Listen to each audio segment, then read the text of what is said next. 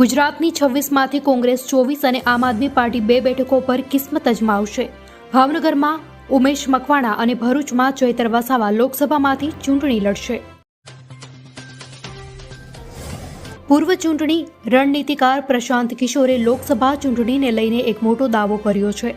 તેમનું કહેવું છે કે ભાજપ 370 બેઠકો સુધી પહોંચી નહીં શકે, કોંગ્રેસને પણ 100 સુધી નહીં પહોંચી શકે।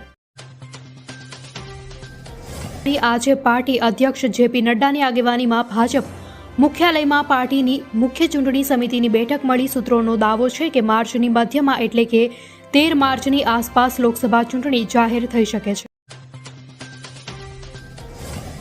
આવતા ગુરુવારે જાહેર થઈ શકે ભાજપનું પહેલું લિસ્ટ। ભાજપ પોતાની પ્રથમ યાદીમાં 100 જેટલા ઉમેદવારોના નામ જાહેર કરે તેવી શક્યતા, અને કોંગ્રેસ હજુ પોતપોતાના ઉમેદવારો જાહેર કર્યા નથી।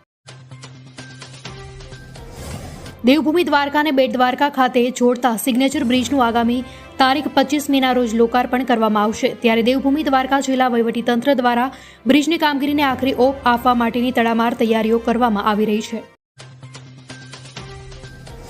સુરતમાં વધુ એક રત્ન કલાકાર હની ટ્રેપનો શિકાર બન્યો છે। ફેસબુકમાં મિત્રતા કેળવી મહિલા અને તેના પતિએ હની ટ્રેપનો કારસો રચ્યો હતો। આ સમગ્ર મામલે રત્ન કલાકારે જહાંગીર પોલીસ મથકે જાણ કરતા પોલીસે છટકું ગોઠવી મહિલા તેમજ તેના પતિની ધરપકડ કરી હતી। અનંત અંબાણી અને રાધિકા મર્ચન્ટના પ્રી વેડિંગ ફંક્શન માટે તમામ મહેમાનો 1 માર્ચના રોજ સવારે 8 થી 1 વાગ્યાની વચ્ચે મુંબઈ અથવા દિલ્હીથી ચાર્ટર ફ્લાઇટમાં જામનગર જશે। થાનજ જાસપુર રોડ પર એક્ટિવા ચાલકને નડ્યો અકસ્માત। એક્ટિવા ડમ્પરના આગળના ટાયરમાં ઘૂસી જતા થાનજ ગામના યુવાનનું મોત થયું। એક વ્યક્તિ ઘાયલ થયો, જોકે ડમ્પર ચાલક ફરાર।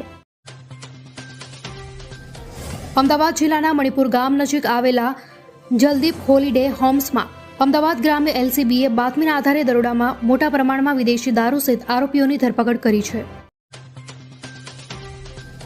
પીએમ મોદી આજથી 2 દિવસના ગુજરાત પ્રવાસે। આજે સૌરાષ્ટ્રને આપશે કરોડોના વિકાસ કાર્યોની ભેટ। પીએમ બેટ દ્વારકા મંદિરમાં દર્શન અને પૂજા વિધિ કરશે।